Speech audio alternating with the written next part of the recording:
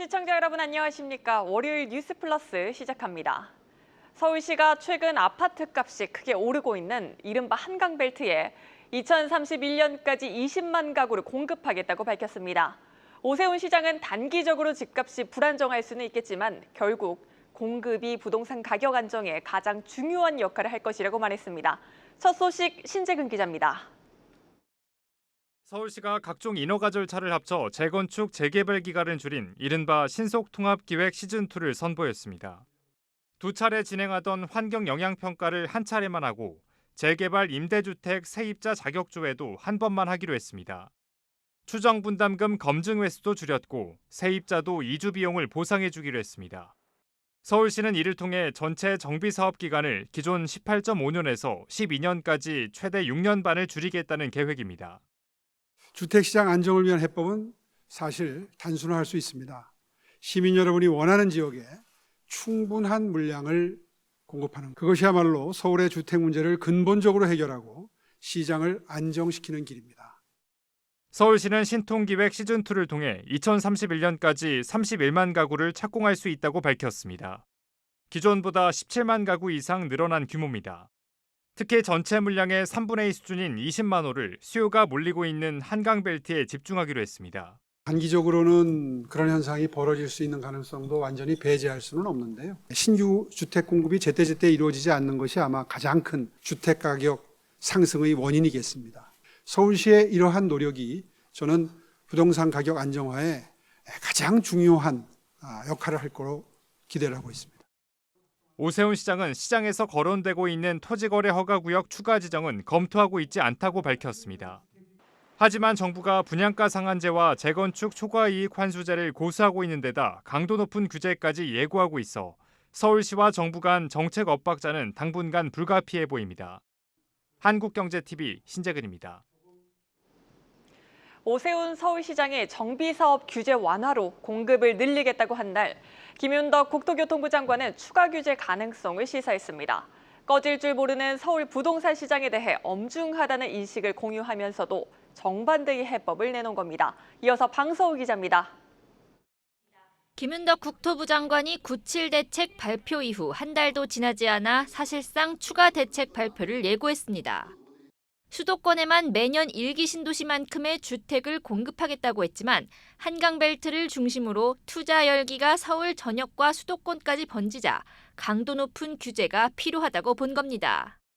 국토부가 다른 타 부처와 협력해서 종합 대책을 발표하는 패턴으로 부동산 시장에 대응해 나가는 게 이번 정부의 가장 중요한 어떤 입장이라고 생각하면 되겠다. 세금 문제 포함되냐? 포함된다. 토지거래 그것도 포함되냐? 포함된다. 결국 시점의 문제일 뿐 규제 지역을 늘리든 토지거래 허가구역을 새로 지정하든 집값을 잡기 위해서라면 가능한 모든 수단을 동원한다는 의미입니다. 이에 문재인 정부 때와 마찬가지로 언제 착공될지도 모르는 새 집을 기다리기보다는 규제가 더해지기 전 패닉바잉 현상이 본격화될 거란 우려가 나옵니다. 비록 개인적인 입장이라고는 하지만 김윤덕 장관이 보유세 인상 등 이재명 대통령이 끝까지 손대지 않으려고 했던 세금까지도 거론하면서 시장의 불안을 더욱 키울 것이라는 지적입니다. 김윤덕 개인 입장으로는 보유세 늘리는 방향으로 가는 게 좋겠다라는 게 어쨌든 이번 정부는 부동산 투기에 대해서만큼은 강력하게 어떤 의지를 가지고 대처하겠다. 제도적 어떤 수단을 강구하겠다 이렇게 이해해 주시면 좋겠습니다. 김 장관은 시장이 반응할 때마다 땜질식 처방을 내리지는 않겠다면서 23번의 대책으로 역대급 폭등장을 초래한 문정부 시기와는 다를 것이라고도 강조했습니다. 문제는 종합대책을 내놓기 위해서는 관계 부처와의 긴밀한 협의가 무엇보다도 중요한데 정작 집값 상승의 근원지이자 함께 불길을 잡을 서울시와는 계속해서 엇박자가 나고 있습니다. 특히 김 장관이 정비사업 대못으로 꼽히는 재건축 초과이익 환수제에 대해 정부의 손을 떠났다는 입장을 고수하고 있는 만큼 민간 주도의 공급을 골자로 한 오세훈 서울시장의 계획에도 차질이 빚어질 수밖에 없다는 지적입니다. 한국경제TV 방서우입니다. 지난 26일 발생한 국가정보자원 관련 화재 사태로 국가 전산망을 이용해야 하는 금융서비스 제공이 중단됐었습니다. 월요일인 오늘 특히 금융권에서 혼란이 더욱 가중될 것으로 예상됐으나 다행히 전산 복구와 함께 서비스들도 재개되면서 혼란이 빠르게 진정되고 있다고 합니다. 경제부 유주환 기자 나와 있습니다. 유 기자, 화재 사태로 은행 대출 같은 서비스들이 일정 부분 차질을 빚었었는데 현재는 어떤 것들이 되고 어떤 것들이 아직까지도 안 되고 있는 겁니까? 네, 주말 동안 일부 비대면 금융 서비스가 중단된 상태에서 오늘 이제 대면 영업까지 재개될 경우에 더 큰 혼란이 있을 수 있다는 우려가 있었는데요. 다행히 전산이 수차적으로 복구되고 또 서비스가 재개되고 있습니다. 자, 먼저 주말 새 주민등록증으로 본인 확인이 불가능해서 이를 통한 계좌 개설이나 카드 등의 발급 신청이 불가능했었고요. 또 공공 마이데이터를 통한 신용대출, 또 주택담보대출 심사도 중단됐었습니다. 다만 이때에도 운전면허증이나 건보공단의 스크래핑 등을 통한 신분과 소득 확인은 가능했었습니다. 자, 오늘 오전에 이르러서 주민등록을 통한 본인 확인도 가능해졌고 또 공공 마이데이터도 복구가 됐습니다. 몇 가지 아직까지 서비스 재개가 안 된 것들을 좀 살펴보면요. 보훈부 전산이 연소되면서 보훈증을 활용한 실명 확인이 여전히 불가능하고요. 또 관련한 대출을 취급하는 KB국민은행과 NH농협은행의 상품들의 신청이 제한되고 있습니다. 금융권 공통으로는 행정안전부의 모바일 신분증 발급과 국민비서 서비스도 전산 미복구로 이용이 제한되고 있습니다. 이외에 금융사별 시스템에 따라서 모바일 주민등록증을 통한 실명 확인이 가능한 곳도 있고 또 불가능한 곳도 있습니다. 네, 금융권 위주로 중단과 재개 서비스를 살펴봤는데요. 사실 금융권뿐 아니라 정부로부터 정보를 넘겨받아야 하는 각 분야의 피해가 막대했잖아요. 어떻습니까? 네, 맞습니다. 먼저 사고의 일지를 좀 간략하게 좀 살펴보겠습니다. 지난 26일 밤 10시경에 국가정보자원관리원에서 화재가 발생하면서 70개의 정부 전산 서비스가 마비됐고 여기에 이제 436개의 대국민 서비스를 포함한 600여 개 업무 시스템 가동이 중단됐습니다. 이 영향으로 금융사들이 가져다 쓰는 정보를 제공하는 정부24, 또 모바일 신분증 등이 중단됐다가 속속 재개됐다고 앞서 말씀을 드렸는데요. 금융사뿐 아니라 역시 공공 마이데이터 등으로부터 정보를 받아야 하는 통신사들도 업무 차질을 빚기도 했습니다.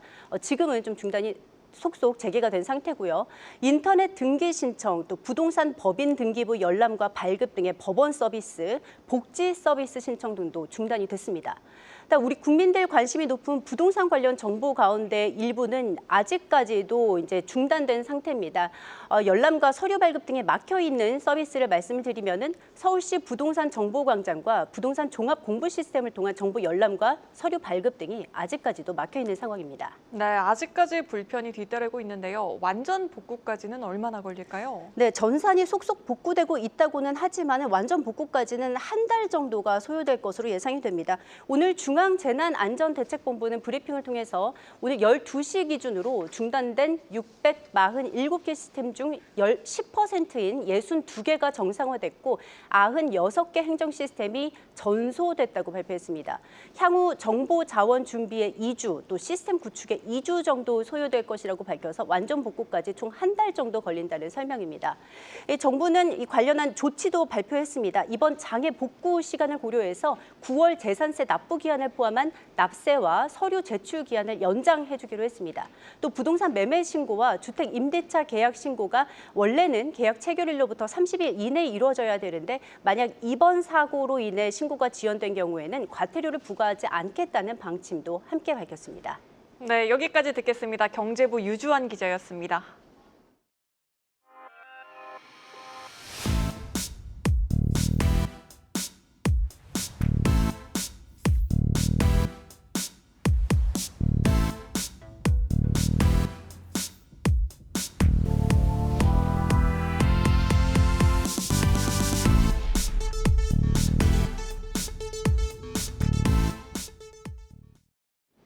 해외 투자자들도 한국 증시의 강도 높은 주주 환원이 뒷받침된다면 코스피가 단기적으로 4,000포인트, 글로벌 환경까지 뒤따른다면 5,000포인트 돌파도 가능하다는 전망을 내놓고 있습니다.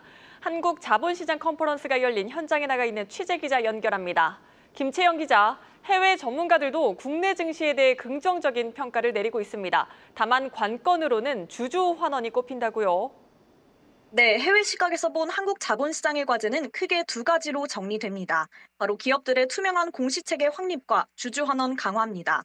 이날 열린 한국 자본시장 컨퍼런스 KCMC 2025에서 유엔사나 책임투자 원칙의 최고 지속가능 책임자는 지속가능성 공시와 개정된 스튜어드십 코드가 반드시 뒷받침돼야 해외 투자자들의 신뢰를 얻을 수 있다고 지적했습니다. 스튜어드십 코드는 기관 투자자의 주주권 행사 준칙을 의미합니다.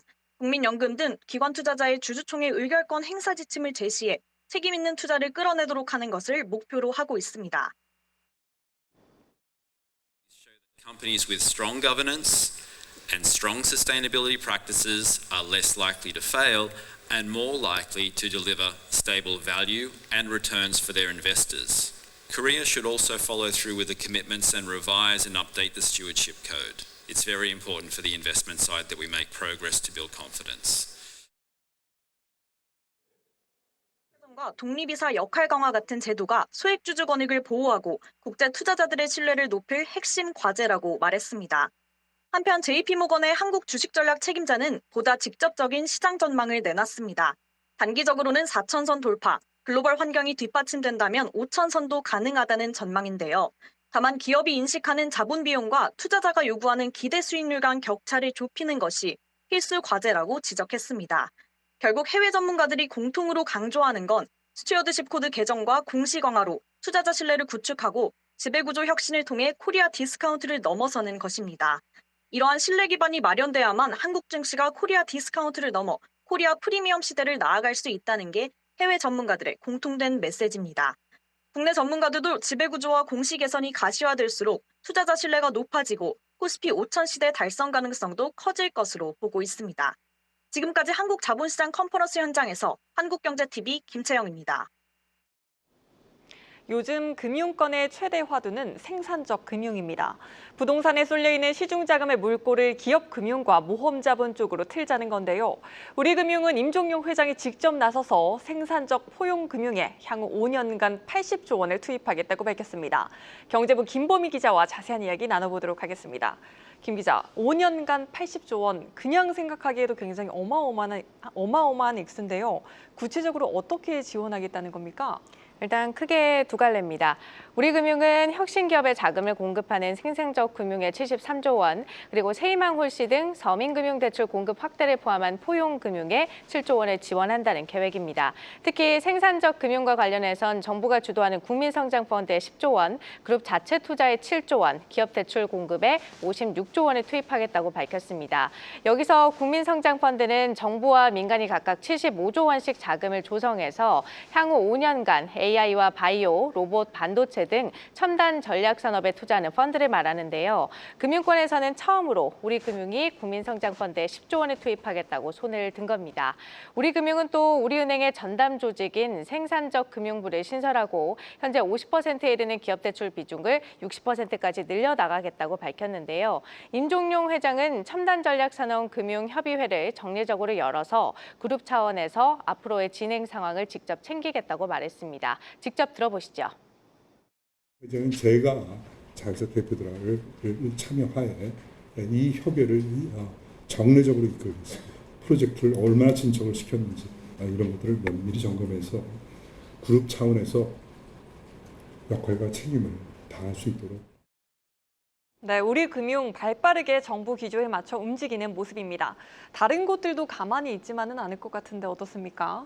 비슷합니다. KB금융 같은 경우에는 오는 30일 내일이죠. 이 계열사 주요 경영진이 참여하는 생산적 금융 협의회를 출범하고 그룹 차원에서 혁신기업 투자 전략 수립과 구체적인 추진 방안 등을 논의한다는 계획입니다. 대대적인 조직 재정비도 예고했는데요. 올해 말 계열사 내 이 부동산 금융 관련 영업 조직은 축소하고 기업 인프라 금융 조직은 확대하겠다고 밝혔습니다. 핵심 계열사인 은행에는 첨단 전략 산업 심사와 금융 지원을 전담할 조직을 따로 만들고 있는데요. 현재 국민은행과 신한은행, IM뱅크 등이 관련 조직 신설을 예고했고요. 특히 신한은행은 첨단 소재 부품과 신재생 에너지 분야 리서치, 심사 지원 인력, 신규 채용까지 나서면서 역량을 강화하는 모습입니다. 네, 사실 혁신 기업의 기술력 가치를 산정하는 게 워낙 어렵다 보니까 그동안 은행권에서는 부동산이나 보증서 담보대출에 치중해오는 분위기였습니다. 다만 이런 분위기라면 기업들 입장에서도 자금 조달이 한층 더 수월해질 것 같습니다. 네, 맞습니다. 이재명 대통령이 생산적 금융으로의 대전환을 강조하고 나서면서 이미 은행권의 기술 신용대출의 경우에는 잔액이 눈에 띄게 늘고 있습니다. 기술 신용대출은 자금력이 부족한 중소벤처기업의 기술력과 성장 가능성을 평가해서 자금을 빌려주는 대출을 말하는데요.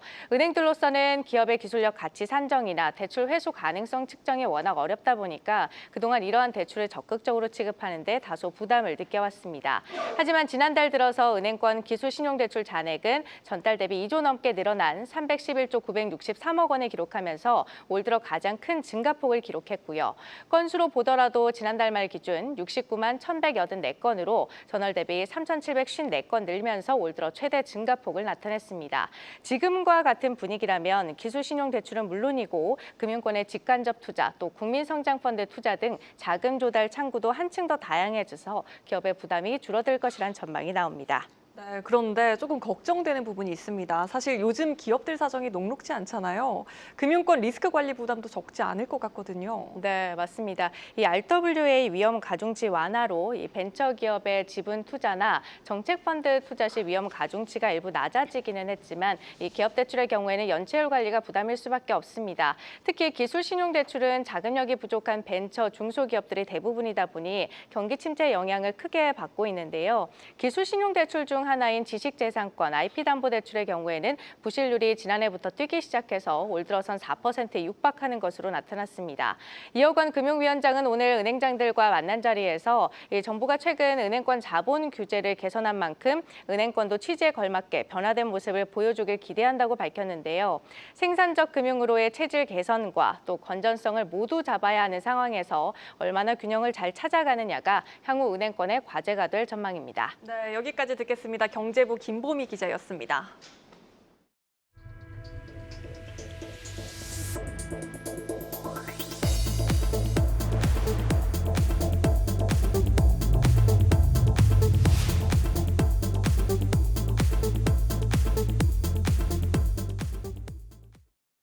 현대모비스가 자동차 반도체의 국산화를 위해 민간 주도의 첫 협력체를 구성하기로 했습니다. 반도체를 설계하는 팹리스사 역할을 맡아 국내 기업들과 함께 차 반도체 10종을 양산할 방침입니다. 현장에 나가 있는 취재기자 연결합니다. 배창학 기자, 현재 현대모비스가 처음으로 개최한 차량용 반도체 포럼이 개최되고 있는데요. 현장에서 어떤 내용 나왔습니까? 네, 현대모비스의 차량용 반도체 포럼이 열린 판교의 한 호텔에 나와 있습니다. 조금 전 끝난 이번 포럼에서는 삼성전자와 LX세미콘, SK키파운드리, DB하이텍 등 국내 주요 반도체 기업들이 참여했습니다.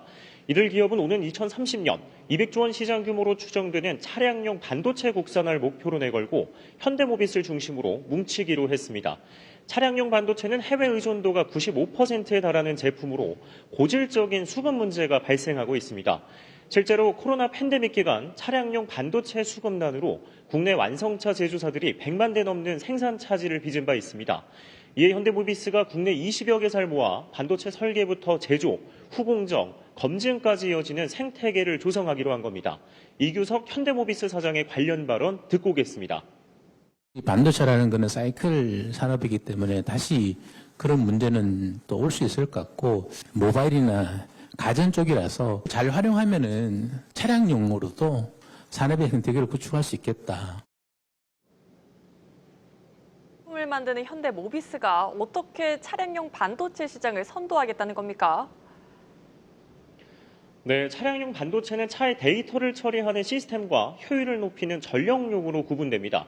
시스템은 자율주행의 두뇌, 전력은 전기차의 심장과 같다고 보면 됩니다. 전력 반도체의 경우 현대차 기아가 글로벌 1위인 독일 인피니언 테크놀로지와 지난 2023년 맺은 협업으로 물량을 선제적으로 확보했습니다. 시스템용은 지난 2021년 현대모비스가 현대 오트론의 반도체 부문 영업 양도로 확보한 설계 역량으로 상용화하겠다는 구상입니다. 구체적으로 현대모비스가 팹리스 역할을 내 반도체를 설계하면 삼성전자와 같은 파운드리사가 제조하는 방식입니다. 관련 영상 보고 오시죠. 저희가 지금 10종 이상의 반도체를 국내 업체들하고 일부 지금 협업해서 공동으로 개발하고 있는 게 있습니다. 2, 3년 내내 한 10개 이상의 반도체에 대한 부분들은 실제 성과로 연결할 수 있을 것 같고요. 우선 모바일, 가전에 쓰이는 반도체를 차량으로 전환하고 이어 국내 기업들과 현대차 그룹이 쓰는 표준화, 공용화된 제품을 연구 개발해 공급 물량을 확대한다는 겁니다. 현대모비스는 전력 반도체도 국산화에 착수했지만 당분간 전력은 외국에서, 시스템은 국내에서 납품받는 투트랙 전략을 펼칠 예정입니다. 지금까지 현대모비스의 차량용 반도체 포럼 현장에서 한국경제TV 배창학입니다.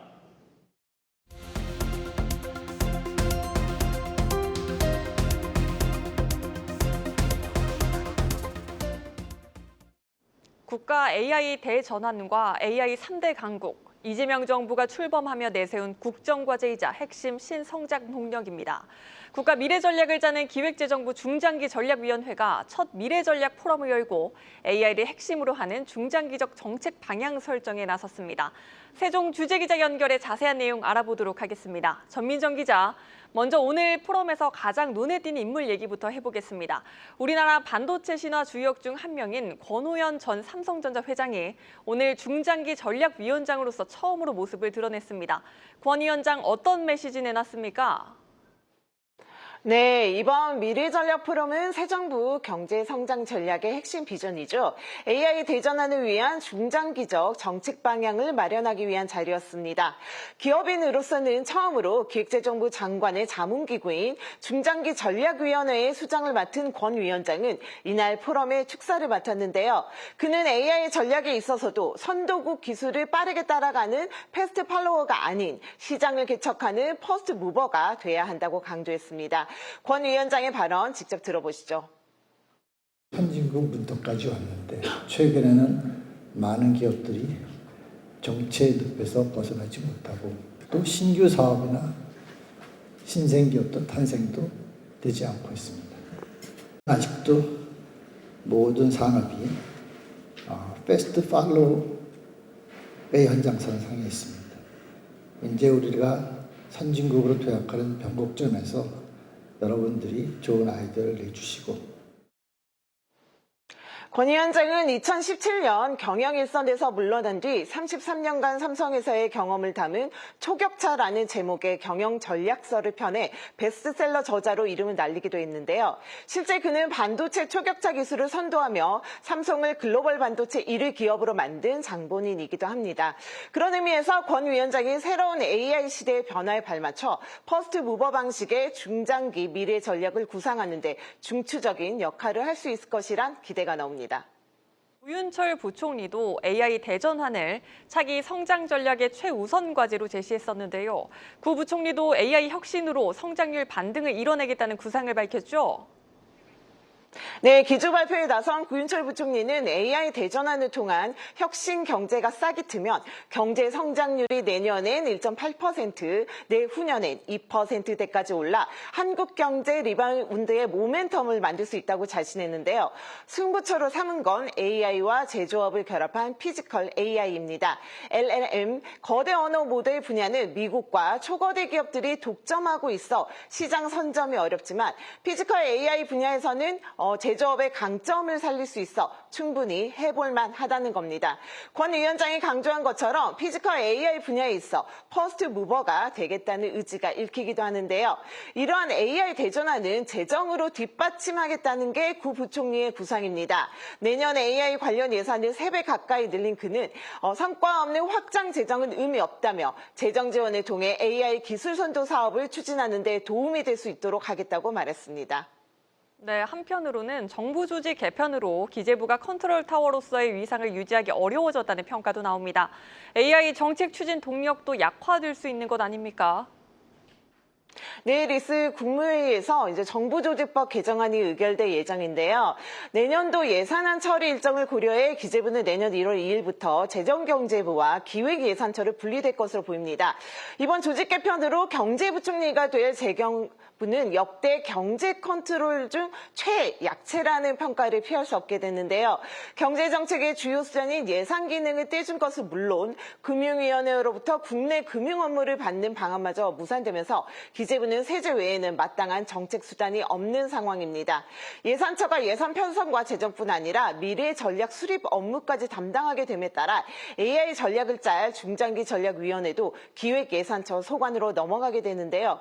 여기에 구윤철 부총리가 후보자 시절부터 강조해온 기재부 내 AI국 신설마저 관계부처의 반발 등으로 사실상 보류된 것으로 전해졌습니다.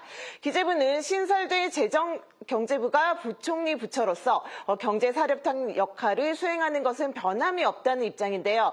하지만 야심차게 AI 대전환을 발판 삼아 잠재 성장률 3%를 달성하겠다는 목표를 내건 상황에서 정책 컨트롤 타워 역할을 잃게 되면서 이러한 성장 전략의 동력이 떨어질 수 있다는 우려가 나옵니다. 지금까지 세종 스튜디오에서 한국경제TV 전민정입니다.